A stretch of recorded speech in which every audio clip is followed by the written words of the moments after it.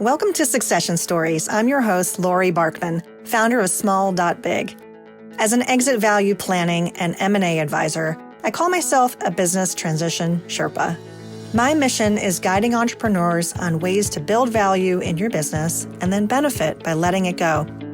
On this show, we spotlight the theme of transitions, not only to reward you for your hard work, but also to ensure that you look back on your succession without regret. Catch all the episodes and subscribe wherever you listen to podcasts. And be sure to visit successionstories.com to sign up for our newsletter. Here's to your success. Dr. James Richardson is a professionally trained cultural anthropologist turned business strategist. He's helped more than 75 consumer packaged goods brands with strategic planning, including Coca-Cola Venturing, The Hershey Company, and Kraft Foods. What can you learn from a cultural anthropologist to reignite growth in your company? The number one thing is to be curious. Curious to rethink your assumptions about why people buy from you, and even more importantly, why they don't buy from you. It can feel terrifying to ask, but an honest assessment from customers is powerful. Understanding what truly makes your company different can be a critical path to reigniting growth in an increasingly competitive market. Dr. James Richardson, thanks so much for joining me this week on Succession Stories. You had reached out to me to come on the show, which I always love. It's always great to hear from a fan and people who think they can collaborate in an interesting way for the benefit of the audience. And I'm really excited about today's episode because you have so much experience in working with startups and how those startups ultimately and strategically look to get either acquired or partner with larger, more well-established companies. And because our core audience here for Succession Stories are probably more in the latter category, more well-established, I thought it'd be really interesting as a way to continue this innovation conversation that I've been having with multiple guests about how can large companies get back to their entrepreneurial roots. And I'm really excited to talk to you because I think you're going to bring a really cool perspective. So welcome. Thank you, Laurie. Yeah, your show attracted me because I think it's going to help me reach a different audience than I normally talk to. So yeah, you're normally talking to CPG, so we're going to use that acronym, which stands for what? Consumer Packaged Goods, or everything sold at Target. Everything sold at Target. And you work with a lot of startup CPG companies. Why don't you tell us a little bit about your background and how you got involved in working with CPG companies, startups in particular? Okay, I'll give you the 2-minute version. Here we go. You can time me. I began as an academic anthropologist. So I left academia about 22 years ago for a variety of reasons. I went into market research, and my first client at our company was Whole Foods Market. In fact, we had a retainer with the management team because it was small and they were pretty hands-on. At least Walter Robb was at the time. So I got thrown into the deep end of emerging food and beverage trends in the United States related to health, wellness, organic, all the weird and wacky stuff, the left coast stuff, as it was still perceived back then. So I sort of immersed myself through consumer research for my clients and traveled the country and got really into emerging trends, behavioral trends. Why do people adopt an organic food diet, for example? That was my entry to the business world. It was a mix of social science research with a marketing strategy sort of component to it. Later on in my career, I started working with bigger public firms that were interested in renovating the brands that they had because they were slowing down. This would be like the late 2000s. And companies are trying to do innovation way off of the normal core innovation that their internal teams were used to doing, i.e. pseudo-entrepreneurial innovation. And, when that basically came to a head with a project I did about 6-7 years ago for Coca-Cola Venturing and Emerging Brands, where they'd set up an incubator that made minority investments and tried to boost small brands that they acquired. And, their success rate was hit or miss. Actually, the most successful Coca-Cola VEB brand they've ever had has been Fairlife Milk, which was a joint venture with an entrepreneur. Funny thing. Funny thing. When they tried to do it When they tried to buy little startups, didn't work. When they tried to partner or tried to do it themselves, didn't work. And I worked a lot at the end of my big company consulting career with corporate strategy and other folks trying to figure out, could they create units inside that would do this stuff? And, we can talk about that in a little bit. But I went out on my own to work with startups because I had done some data science research, and the company was gracious enough to let me use that for my new company because they didn't do anything with it. Yeah. So. Well, that's always a challenge. I think it's a challenge for larger, well-established companies to have an innovation process. And somebody like a Coca-Cola has been at this for a while, right? Whether they're creating their own internal brands or whether they're looking to partner, as you mentioned, a couple of examples. And so for privately held companies who, maybe they've been feeling disruption for a while, and disruption, and many people think it's because of technology. And I believe that it's actually because of the customer. The customer's tastes are changing, and maybe there's some market dynamics that have exacerbated those tastes or practices to change. And so companies that are looking at themselves, taking a really hard look, I think 2020 has forced a lot of changes in companies, whether it's, their personnel practices and work from home and those types of things that we all think about and we're impacted by, but also how they go to market. Mm-hmm. And I want to talk about the customer in this sense. Okay. One of the things I really liked about your book, which I read, thank you, and it's called Ramping Your Brand.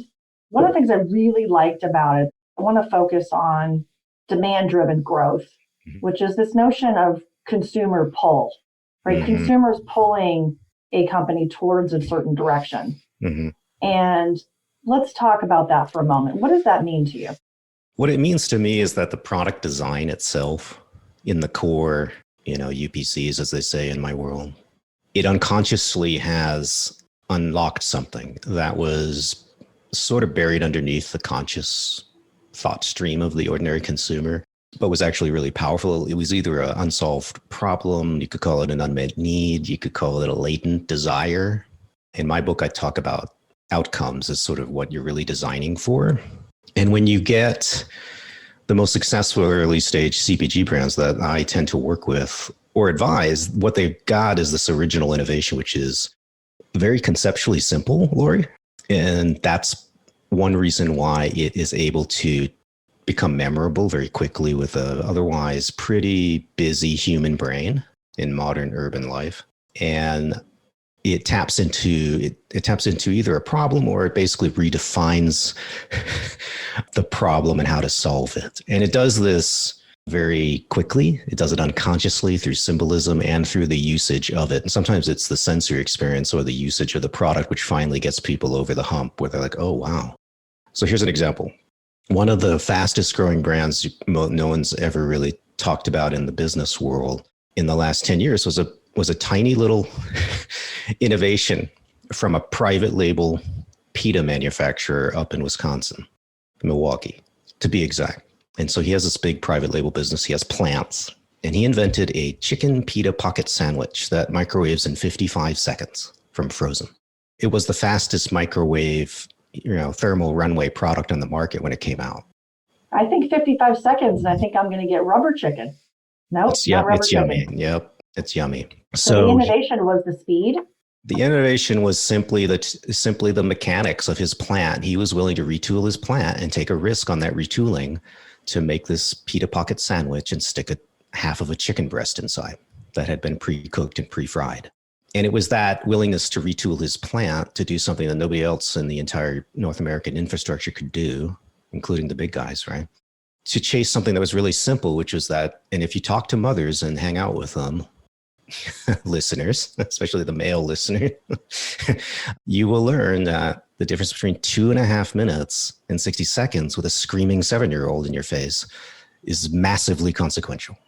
Yeah, very high utility to make that child stop screaming. So the cultural insight there is that time is always relative to the context in which you're perceiving time.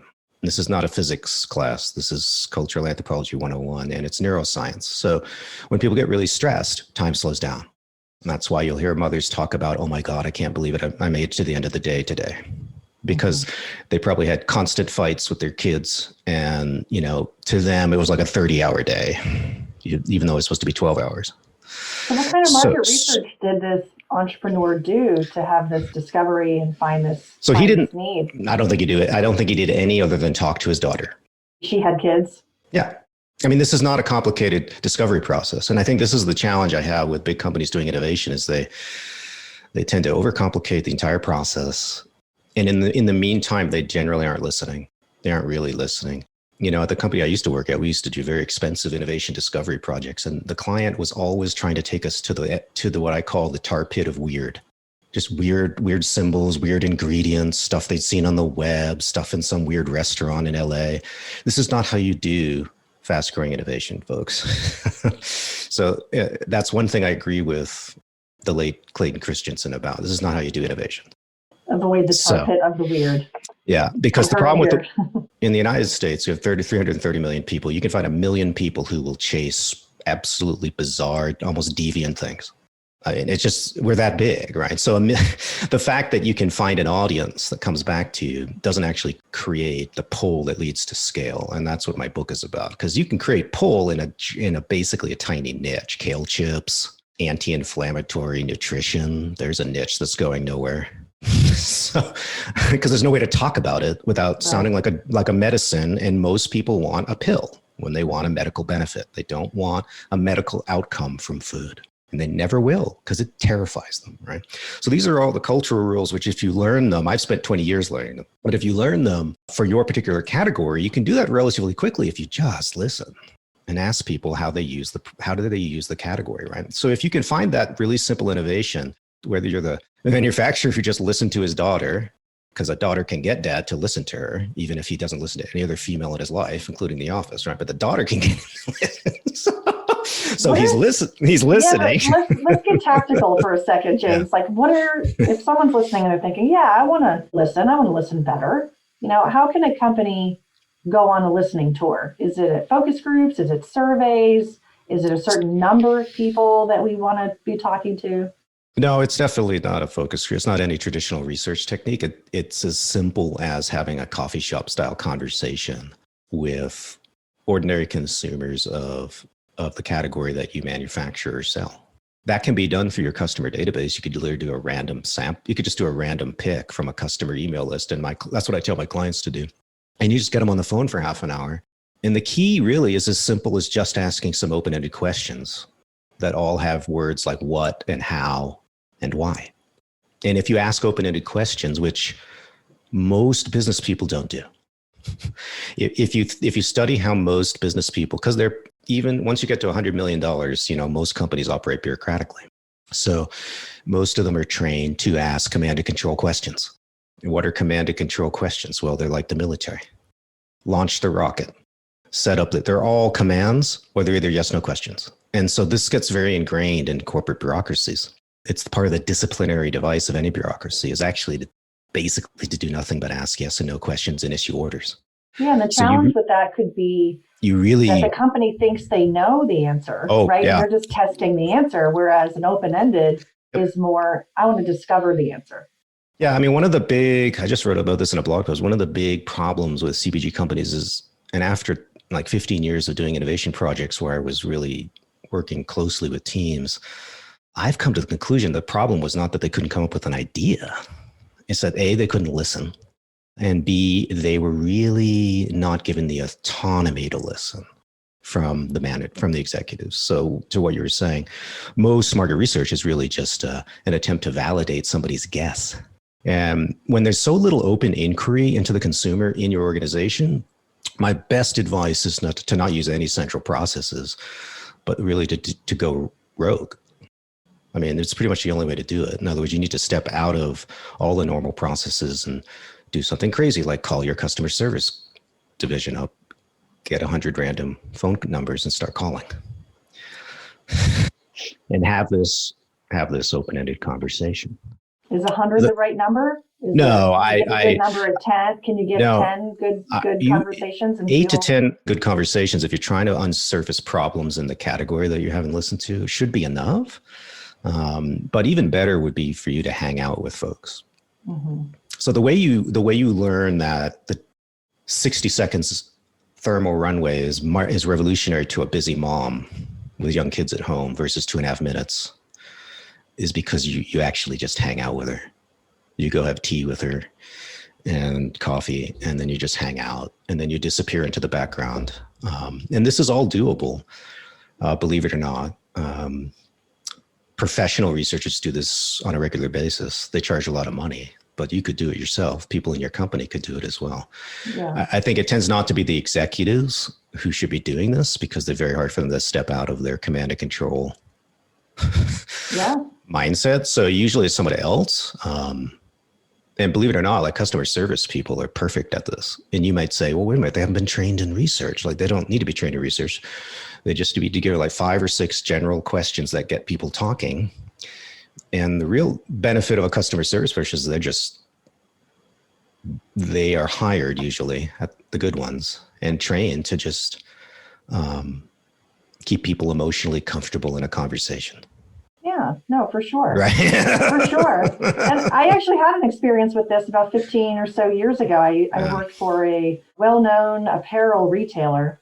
And one of the things that we were tasked to do in the marketing group was some cultural anthropology studies. And we traveled to Texas, and of course, with permission from the families and all, and went to visit high schoolers in their home. And how did they feel about the brand? And how it was a clothing company. And we had some really interesting discoveries that way. And so a B2B company might be thinking, oh, well, that's not for me, but you still can have conversations with your customer, whether it's over Zoom or a virtual coffee, right? And just asking these open-ended questions, you really can learn a lot. The key, Laurie, is that, and for listeners, is that you need the conversation needs to be about the category, not your business.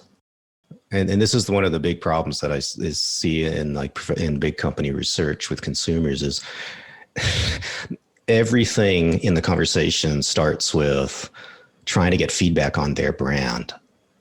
And I can't think of a better waste of time. If you think about interpersonal analogy, it's sort of like me, I don't know, going to talk with your employees, Laurie, and say, I want to talk to you about Laurie Barkman. So narrow. The reality is that they're just going to give you a bunch of nonsense. And unless they're like me, who are brutally honest, they're going to tell you what they think will please you. So and that used to be a real challenge, I think, because teams were given a mission from an executive. I want to innovate for X brand. And we would tell them, this is not how you do this. I don't care that you have a $2 billion brand called Velveeta. Who cares? You're selling cheese sauce. That's what you're selling. So you may be the biggest brand, but that doesn't really concern us for this investigation. If you want to find out something else to do in this space, you have to talk about your category, because consumers think in categories first in consumer packaged goods. Very few brands actually get written on a shopping list, like probably 10% or less. And that's humbling, I think, for most people to discover. Most brands are interchangeable. And even if people come back to them again and again, it's still the category they're buying, because the category is what defines the outcome that they're seeking, right? So if you want to find a new way to service an old outcome, the modern way to do it, or you want to find some unmet need, you've got to have you have to have a much broader contextual conversation with people. And the reason that entrepreneurs do better with innovation on average is that they tend to be the people for whom that unmet need is for some reason. And I've never figured out what it is. It comes to their conscious awareness. Like they're a mom who literally, maybe they had a marketing degree or something, so they have some self-aware, some self-critical, some glimmer, some spark, right? But they're the ones who woke up and said, they just had a blowout with their 7-year-old who didn't want to wait 2.5 minutes for their Hot Pocket. And then they had come to the idea. I mean, that's literally how a lot of entrepreneurs in food get going. There's no research. They had a mind that was not biased. It wasn't biased, by category arrogance, right? But they just literally reacted honestly to a problem and said, I think I have a solution. The solution is we need something that nukes in 1 minute. Yeah, it's solving the problem. I think regardless of what industry you're in, that's really at the core. Is your product or service solving a problem? I think the other thing, I've worked with corporate R&D and then and marketing folks and a little bit with sales, but I'm going to leave the sales guys out of it. And I'm going to tick off a whole bunch of people here, but corporate sales, important function, but it's really a distribution function. That's what it is. I mean, really. So in a big company, those sales relationships were created decades ago. All you're doing is keeping them alive. You're not really creating anything from new. R&D is creating stuff from new. And if marketing is working on a new brand project or something, then that's what they're trying to do. But actually R&D in any big company that makes widgets, they're actually the only ones creating stuff new all the time. Whether it's a new flavor, they figure out how to commercialize. So I'm a big proponent of the 3M culture. And anyone who follows the business news knows the founder Post-it Note just died this weekend of natural causes. 3M continues to have the best internal culture for innovation. That is the next best thing to just having a bunch of entrepreneurs that you have an alliance with who've pre-sold their innovation to you, and no one does that. So, and the reason that they have that culture is that they actually, for decades, they have organized internal events that are not a joke. They're not a parties with 4 smiles, where the R&D and the marketing, the sales guys, they go golfing, they do kayaking, whatever it is. They hang out together on corporate time. Okay, they're paid the same salary. They're not asked to go do it on their own time. There's a joke. They're paid to hang out with each other on a regular, unstructured ritual basis. And what that does is that creates a mutual empathy, right, between the reality of commercializing something and the reality of trying to get people to try it, right? That's one. But the real thing that happened at 3M all the time is that, people, because they spend so much in R&D, more than most food and beverage companies, which are atrociously under budgeted in R&D. They just play around. 3M was like Google before Google existed in the world of chemistry. They got thousands of people and they just play with stuff. And every once in a while they stumble on something like, wow, I think this might solve a problem. So they approach it the other way, which is just fund a lot of R&D and have enough interaction that the marketer, who's usually the behavioral specialist in the company, can say, I think you're onto something. Let's go test that out. And that's really all it takes in a big company is structured, ritualized cross-fertilization of ideas. And I can tell you, working for big public food and beverage companies, it never happens. They're just in their silos. Oh, it's worse than that. They're in wars. Budget wars? No, purely ideological, disciplinary battles. So I worked for a big food company that should go unmentioned. When I started working for them, they were one of the lowest performers, lowest year-over-year growth rate in the industry. Wall Street was just screaming at them on every call. No internal innovation culture. Completely arrogant beyond belief in every department. I've never met people so arrogant in my life. Oh, so unwilling to learn, so uncurious. And when I say arrogant, I mean they would just get in arguments with every consultant and vendor. They didn't want you there even though you were hired to be there. Yeah. But worse, the culture was so toxic that the lower level people were empowered to be jerks to everyone who came in to try to help. That's a warning sign. But the other one was that the R&D folks, my first conversations were basically making fun of the marketers, how worthless they were.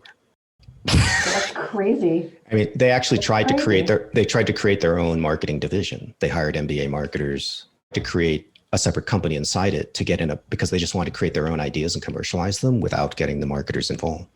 I mean, it was literally a locker room battle. Wow. At the maturity level of a high school. And you were in the middle of all this. Unfortunately, we were allied to the R&D. And so we had to, okay. It only lasted as long as that guy was around. So okay. I think the problem was that that's an extreme case, but it's actually not that isolated. I think the bureaucracies for marketing and R&D are huge at these companies. And without structured 3M style cross-fertilization rituals and stuff like that, you don't take that person seriously. It's like any ethnic battle. It's like what's going on in Israel right now. So if you don't hang out with people across that boundary, you can never have empathy with them. You can only have the most superficial intellectual empathy. That doesn't create the environment for innovation to happen, right? But my point about this was really that R&D might come up with something that they say they can do, but not clearly know how to bring it to market. But the marketer, if they're just brought in early into that discovery process because they were having golf with the guy, right? Right. So they're going to find out about it. Yeah. And there's a ritual of a safe space to share that, right? So the R&D can actually admit in front of the MBA, right? And there's a degree thing going on too. There's a PhD in food science versus an MBA, and that alone can create a battle. Yeah. Who's smarter? So it's just like, so if you can create that safe space, maybe they can just sit down and put two functional specialists together. Interesting things can happen very quickly in a big company. What I used to see in big companies that killed innovation and entrepreneurial thinking was an old tendency, I think, in conservative American bureaucracies, which is, I think it comes out of a certain management style. I don't know who started it, but they're probably dead. And that is, I know how we get the best idea. Laurie, you know how we get the best idea? We put 10 marketers in the room and they fight it out. I'm not kidding you. And they would do the same thing with consumer insights. I mean, I know companies that hired 2 different teams to research the same thing just so the VP, the general manager, could see what they came up with. He pit his own direct people against each other. They hired their own vendors. This is just, and it's this bureaucratic obsession with the perfect answer, right? I work with entrepreneurs all day long. They do not care about perfection. The ones that are actually doing well. Yeah, don't let perfect hold you back, right? No, these guys are, you've heard the phrase bias to action, and I used to laugh at that, but the reality is it's true. When you hang out with actual entrepreneurs, they just do, 90% of the time they're doing something. 90% of the time they're making a decision. 10% of the time they're thinking about it. In a bureaucracy, it's the absolute inverse. And one way you feed that is by this ridiculous habit of internal review, secondary feedback, tertiary feedback, quaternary feedback. Let's have 5 marketers weigh in. Come on. Like the best way to avoid any responsibility in bureaucracy is, unfortunately, to get a lot of input, because then you can't assign blame. This is how people manage their careers, right? So if you really want to be innovative like 3M, you have to have a culture in which you can't have a blame game, because the consensus is how everybody operates all the time. Not the consensus, but the collaboration. Yeah. And I think, I haven't worked in 3M, but my sense is, from what I read about their internal culture, they would never assign like 5 marketers to weigh in and 4 R&D. No. You see how hard it is to have a meeting on innovation with 1 marketing MBA, 1 sales guy, 1 PhD in food science. Those meetings almost never happen in a food company. That's amazing. It's pathetic. So it's obvious. Absolutely pathetic. So in smaller companies, we certainly have hopefully less bureaucratic layers and should be easier to manage. Privately held, founder-led especially, Yes. They're looking for change. And so it really does start at the top to make sure Absolutely. you do have an innovation culture. So I want to switch gears a little bit, James. Yeah, I want to sure. talk about differentiation. We started out by talking about consumer pull. And now I want to talk about differentiation, because I work with clients on how to help them be more valuable, how to clarify their value prop, and ultimately, how are they different than everyone else who does what they do? Mm-hmm. And some people say, it's my customer service. Okay, but is that really, differentiating? So I want to talk about what was in your book. You talked about what's a commodity, and being memorable versus forgettable. Yeah. So let's hit on that for a minute, because I know there's a few brands that you gave as examples here. So in our audience, if there's people thinking about, how can I really make my company stand out? How can I differentiate? How should we think about that? The first thing I'd say, which I said in my book, is what you're looking for is a mix of what I would call the 4 Ps of strategic planning, the product, price, placement, and promotional activity. But you could add on some more related to more exotic things like experience, customer experience. You need to find a couple of those pillars where you already have a strength that your fans have identified. Not you, not the management team on the golf course, but your fans. And If you don't know what that is, then that's another reason to go do some open inquiry with your fans, figure out what do these people share in common that defines why we're so good in their eyes, and use that information to define what your key strengths are. And then you need to really double down on those strengths. The key is you have to really be willing to do an honest competitive assessment to see which one of those things that you're good at, that your fans like about you, that other companies are unlikely to match you on. And that's where you get to Harvard Business School kind of business strategy. But but I think it needs to start with an understanding of the behavior. That's where I'm different. Let's talk about that. There's an assumption that you, the business owner, knows what that answer is, right? Yeah. People have been buying from you for years and they've been your customer for years. But then you probably get to a point where you don't really know. Oh, no. Now, is this the kind of thing where it's the same thing? We want to just call people up and ask about the category? Yep. How do you get to a level of understanding? And, if we were going to draw a 2x2 matrix and plot our company versus others on there, I think how do we approach this? I still think you do the open inquiry. And I think with private companies that have succeeded to the extent of getting into 9 figures, right? And say you're 30, 40, 50 years old, or a family-owned private company, you're at the most at risk for just assuming why people are buying your thing. Because you haven't had the kind of headwinds that a big company, big public firm has had in recent decades. And so if you haven't done that open inquiry, you really need to. You need to just put all your assumptions aside. And I actually encourage people to write them down. The assumptions? Yeah. Because otherwise, this is another thing, even in this is actually a problem with otherwise incredibly intelligent C-level folks, as they will reimagine what their assumptions were after the research is done. Good point. Good point. So that they don't feel so humiliated.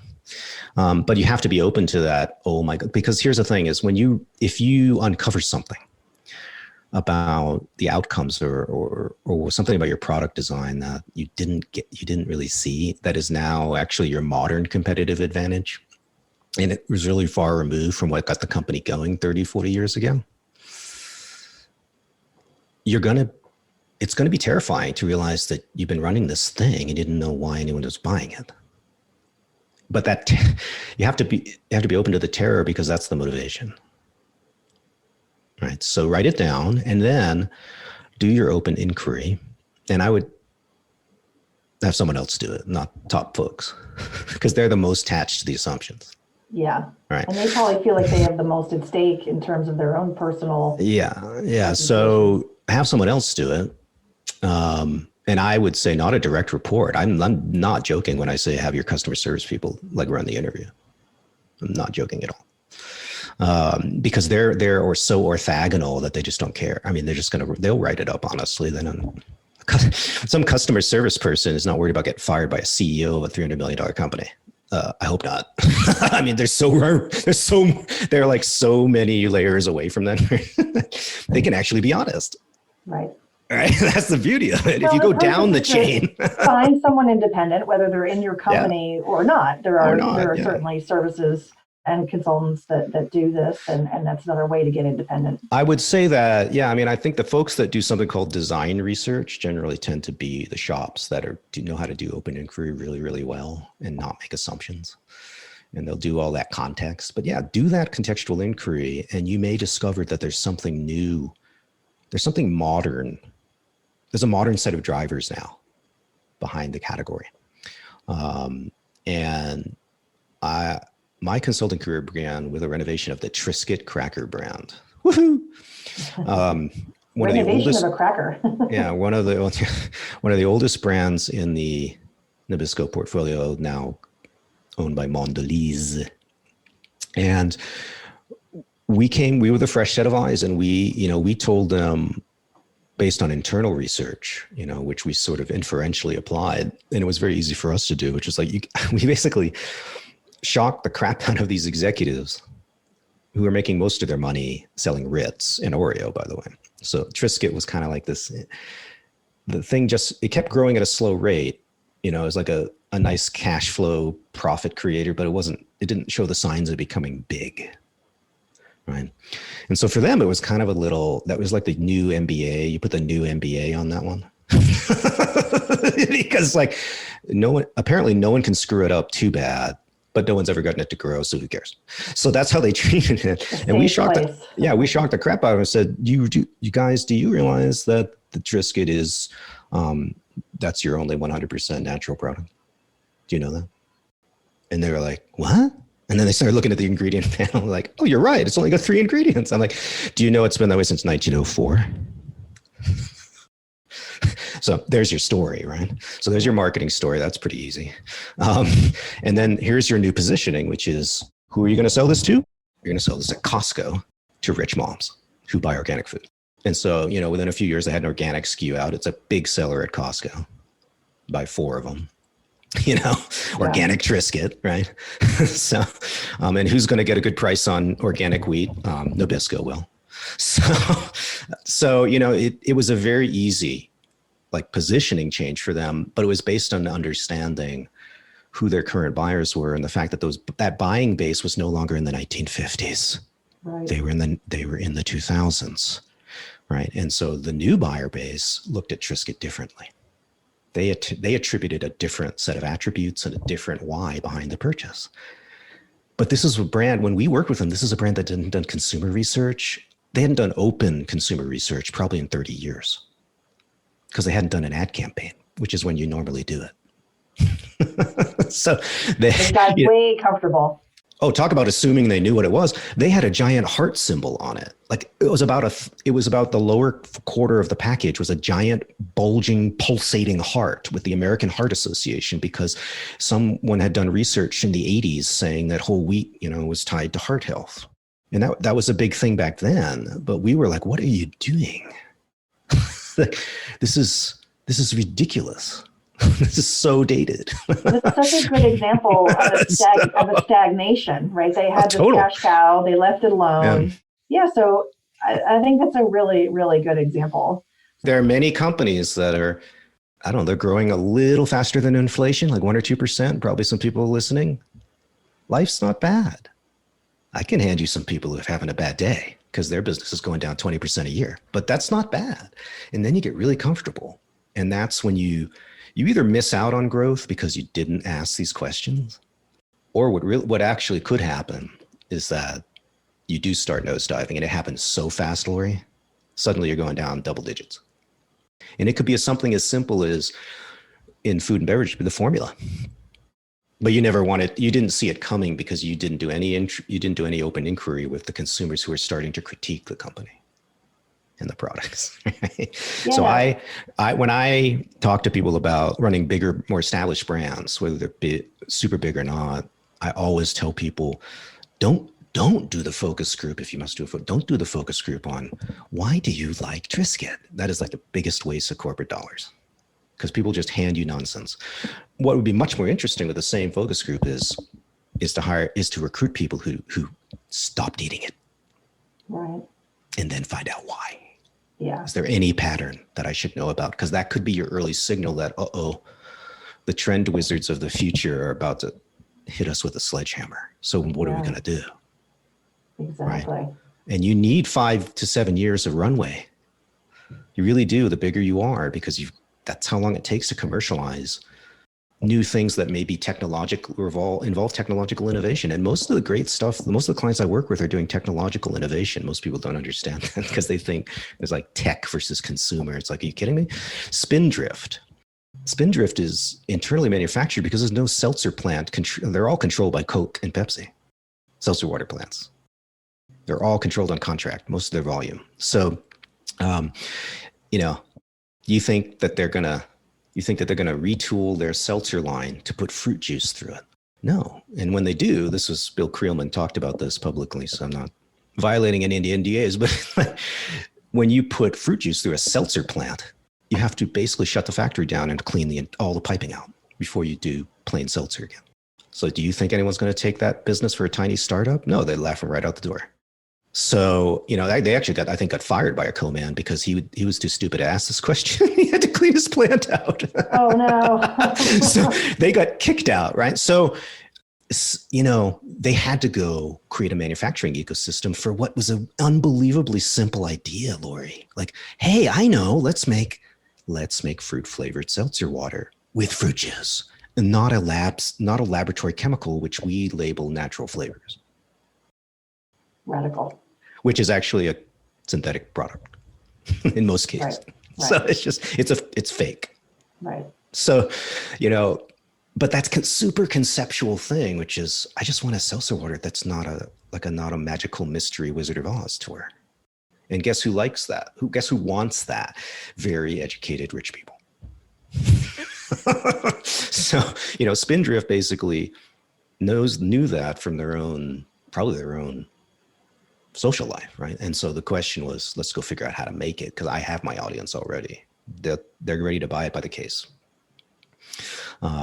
But you've got to be willing to do that innovation. That takes time, right? Now, Spindrift is an early stage brand. They know that they're on a 7 to 10 year ramp up because that's part of the game. But when you work with companies that are 9 and 10 figures, Laurie, they rarely have that patience. But that's actually what it usually takes. When you want to do something that's truly going to be innovative in a manufacturing ecosystem, there's usually something you have to change, the equipment, based on a simple conceptual innovation. And if you didn't do the open inquiry with consumers 5 to 7 years before, you're not, you aren't looking ahead enough as you're driving your car down the road, right? Yeah.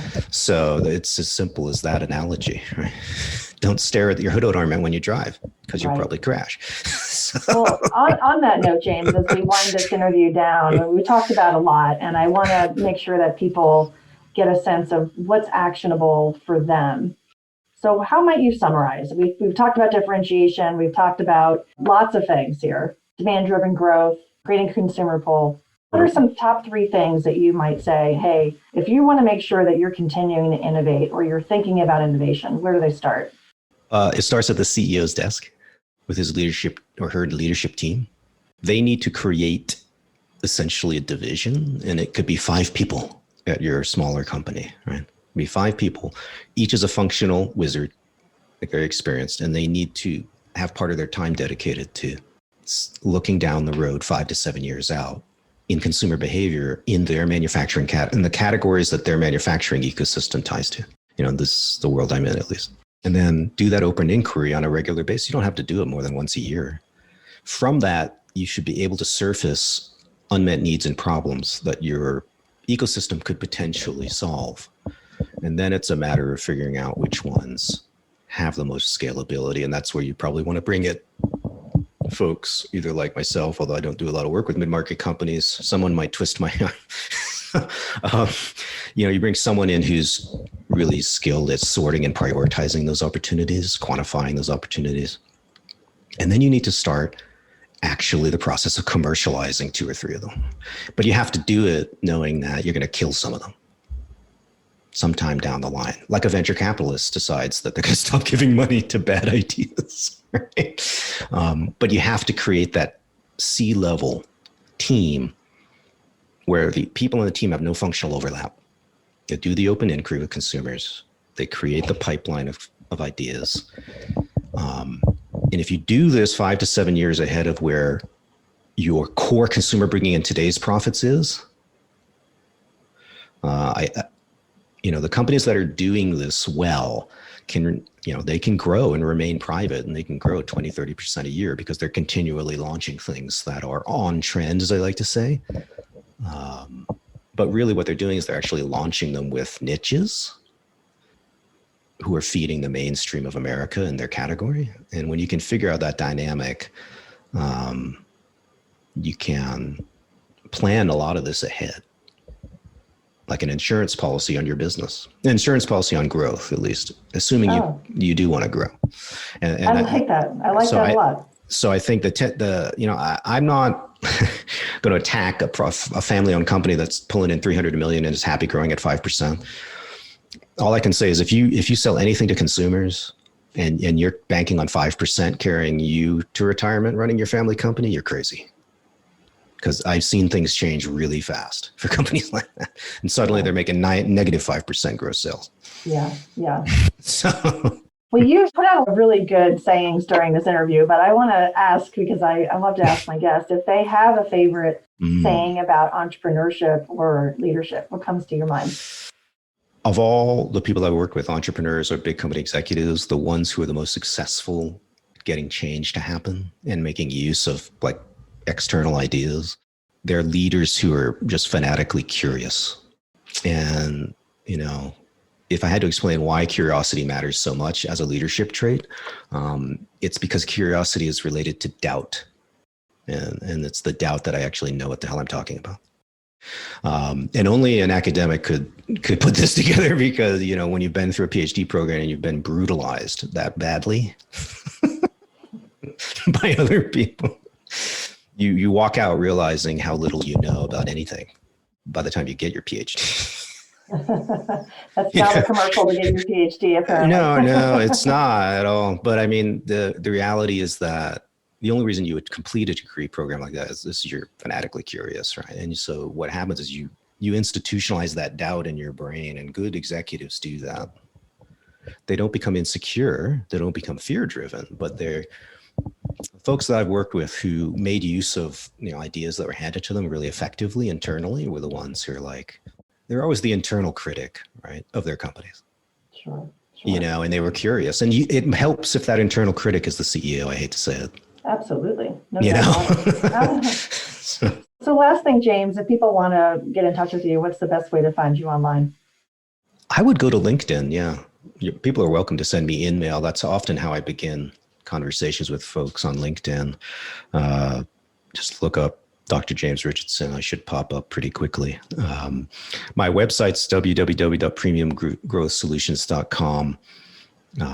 That is geared towards my early stage venture-backed client base, so may not excite you as much, but there's some free material there that might interest you. Awesome. Yeah. Well, James, thank you so much for coming on Succession Stories, and you've given us a lot to think about. So thanks. It's great to talk to you. Thank you, Laurie. Been a pleasure. My objective is for you to have a lucrative and successful succession. If you want to understand the value of your company today, the potential net proceeds of a transaction, and your financial needs after you leave the business, that's a great place to start. The sooner you understand these numbers, the more time you'll have to close the gap if there is one. Take the next step by requesting an initial meeting to begin planning for your business transition and strategic exit today. Request a call with me by visiting SmallDotBig.com. That's SmallDotBig.com. I look forward to speaking with you.